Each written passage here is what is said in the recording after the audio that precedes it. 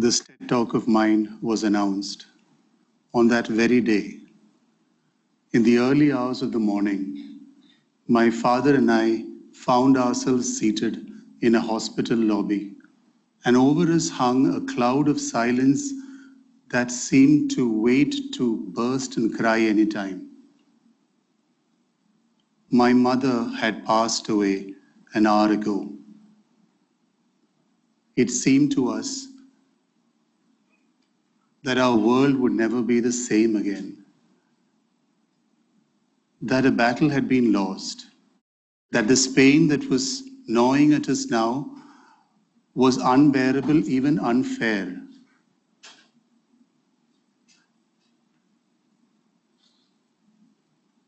It seemed like our story had ended in a tragedy.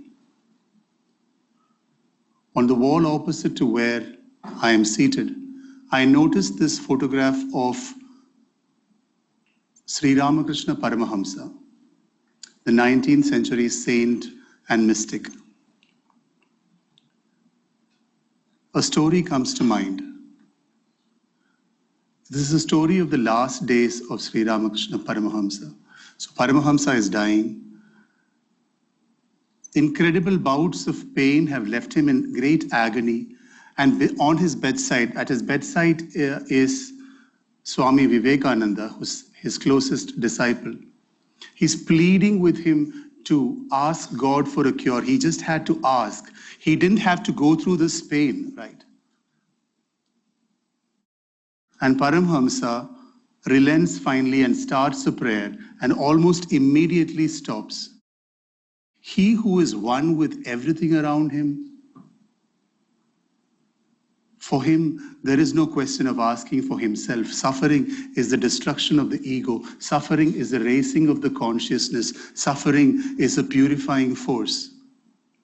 On that morning, I sit there with these two narratives playing in my mind.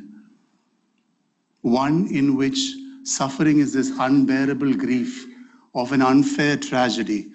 The second, suffering as something that one chooses to go through because it's the destruction of our ego, the raising of our understanding. And I reach out to choose the better story. Science tells us, you see, that our brains are wired in a way to receive facts as in the form of stories.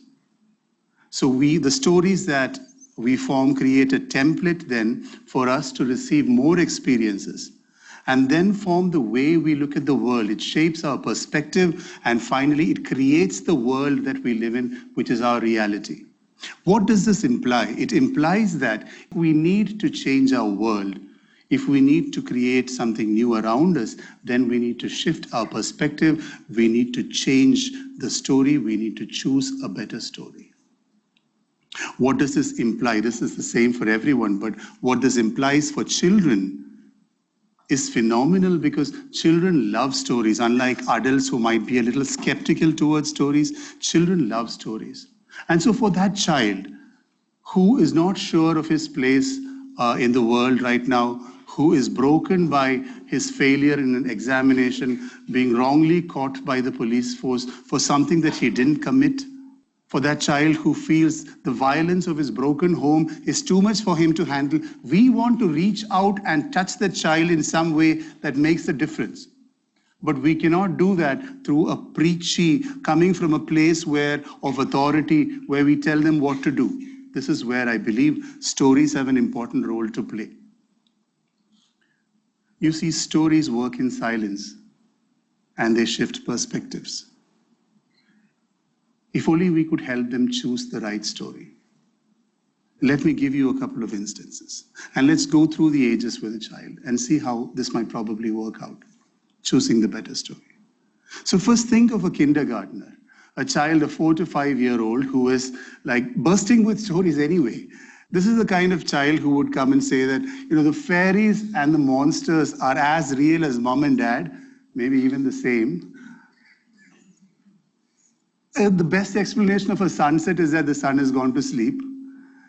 And to that child, when the child comes and asks you, what has happened to grandmother? Why is she not around anymore? I want her back. What do you tell this child? You probably go back to that time-tested story. You turn to God, quite literally.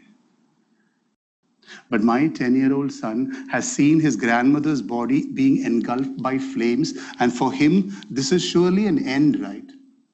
And so when he comes and asks me, what is this all about? I want to tell him, I don't know. But don't know is a void, is a vacuum that will be filled by some story, good or bad. I rather try and tell him a story that is probably the better story. For him, the story is this, that in a sea, there was this family of water drops. And one day the sun acted on the drops, and one of the drops turned into vapor and floated into the air.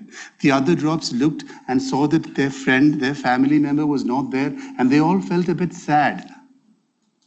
But that was okay, because they knew that this drop had turned into a different form. It was floating around in the air, maybe settling down in the arms of a cloud. And they knew that they too one day would change, would become vapor, would rise in the air, would be blown by the wind, would settle in a cloud, come back as rain and flow back into the sea. So then, what is death? Is it a change of state? Is it a going away to a faraway place? Is it the end? I don't know. But what I know is that with what little I know, I will try and create the better story, which offers a possibility for living, which offers a possibility for the living. I used to teach in an alternative school in Bangalore where the curriculum was so full of stories. You know, we had a story for practically everything. And I fell in love with this whole idea of enabling learning through storytelling.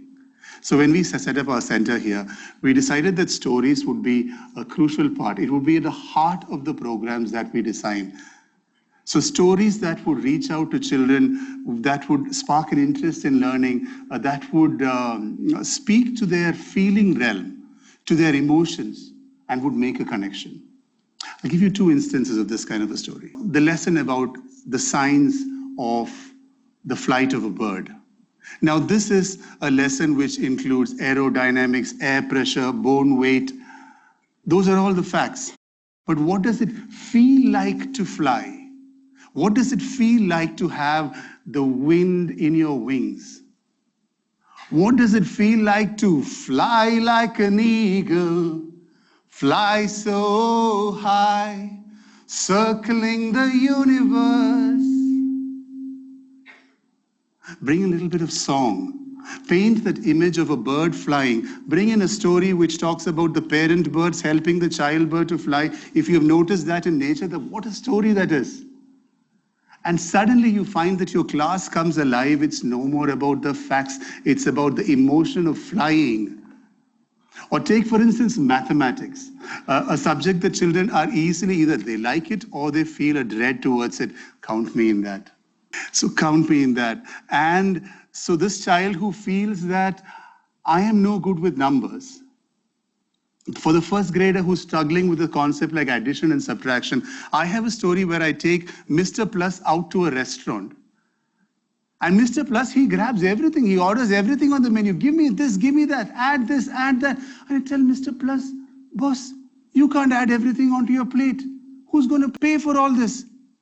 Add up the bill also, please. I'd rather take Miss Minus to a restaurant because she likes giving away everything that's on her plate. And she gives away. There's so less on her plate, but she's so happy giving away.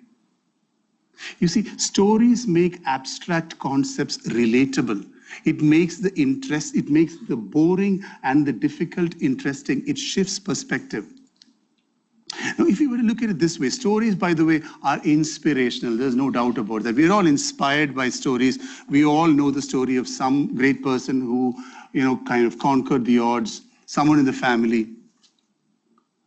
I read somewhere that Mahatma Gandhi was inspired by the story of Raja Harishchandra as a boy. When he saw the play, he repeated those dialogues over and over in his mind. And see the connection? Raja Harishchandra is a king who gave up everything, who sacrificed everything in pursuit of truth. And then we start to realize the impact of that traveling story company, theater company that went to those villages of Gujarat and played out those stories. It probably had the hugest impact on Indian history. You don't realize it. That's the power of the story. But thankfully, Mahatma Gandhi did not have to learn this from a textbook. That would have killed it. End of story. I have nightmares thinking of my son having to learn this from a textbook and going over the story with him on an exam eve. It would sound something like this. Fill in the blanks. Raja Harishchandra was a dash king. And he would say, honest? I would say, no, great. Teachers given great. And great gets marks. Raja Harishchandra was a great king. Remember? Great. Short answer question. Which three qualities of Raja Harishchandra inspired Mahatma Gandhi? For which my son isn't. He knows the game now, so he's ratified the whole thing. And he says, Mahatma Gandhi was inspired by the three qualities of Raja Harishchandra, which were truth, courage, and sacrifice. I said, wow, you've got it. But in case you forget for the exam, remember it as truth, courage, TCS. Which company does Raju uncle work for? Now you know. Raju uncle, Mahatma Gandhi, Raja Harishchandra. We've got it, man. We nailed it.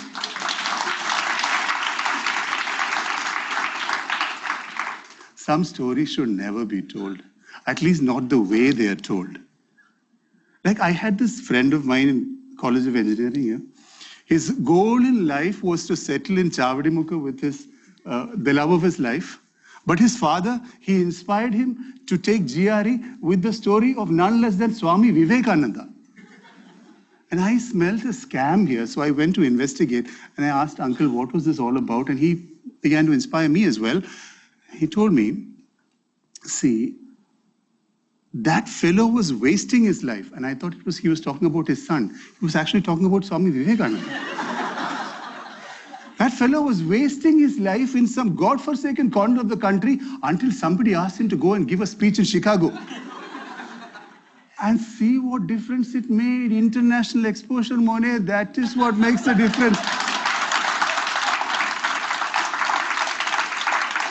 Take GRE Dakutta, he says, but I saw through the story. I had already designed an unconventional career path for myself. I was taking CAT.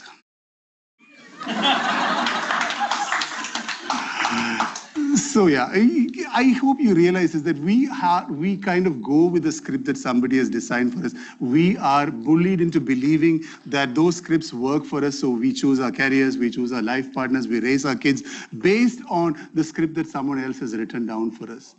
And sometimes, and it's quite safe, it goes quite well until life throws an adversity, a challenge at us, and then we have to relook at the script.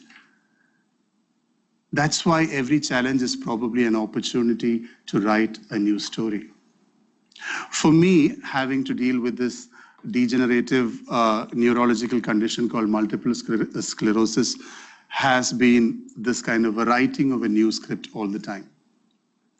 Because if I leave it to people, people will then write their own stories and scripts, which limits my possibilities completely. Like when I have periods of physical discomfort, I see the script in which I am cast, in which people will come to me with a basket of fruits and say things like, don't give up, okay? To which I have my lines in my script which says, no, I won't give up on you. I see a lot of scope for improvement. We'll work on this, yeah, please. I have to write my script because otherwise I'm going to really limit what I can do. I am not trying to brush away my troubles. Far from it. If my son watches this talk sometime on YouTube and thinks that this came easily to me, I want to share with him the story of how in school I would sit in dread in one corner as the teacher asked everyone to read a paragraph from a language textbook, and I would hope that the bell would ring and my turn would never come, because if I stood up, I would stammer so bad and my friends would laugh at me. When my son turns to the age where he's a teenager or a young adult and is not sure of his place in life, and he questions everything. No story is enough for him other than the story that he's experienced himself. Then I still want to tell him stories, not the bedtime stories, not the fairy tales, not the story of some trophy that I brought home, not some small achievement of mine, which I think is a big deal, but I want to tell him the stories of my struggles, of my failures. Because I think when we drop our pretenses and we tell our stories from the heart, we tend to connect. And then the story holds us in a warm embrace. I'm not suggesting that it is easy to choose the better story in every circumstance. Sometimes the given narrative is so, our conditioning is so rigid, it's so strong that it's very difficult to break free and look at another possibility even. Until somebody, a wise man, told me this other story. And he said, in some traditions, it's believed that children with special needs come into your life because they are enlightened souls looking for those few experiences in life which you have to provide them. Yes, they need the skills to go through life, but their objective is not to be changed by you. They have come to change you. They have come to teach you. I have stayed with that story ever since.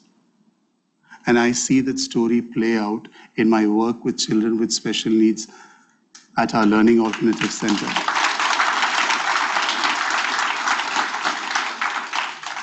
They come from such a pure space. They come from a different planet altogether. They're so easy to smile and to cry too. And there's so much of goodness of love in their heart. And weird behavior too. But that behavior is weird by our standards, and the less said of our standards, the better. So when I write my story now, I want to include them in my script. And I want to write a story for the future. You could call it a dream. And in that dream,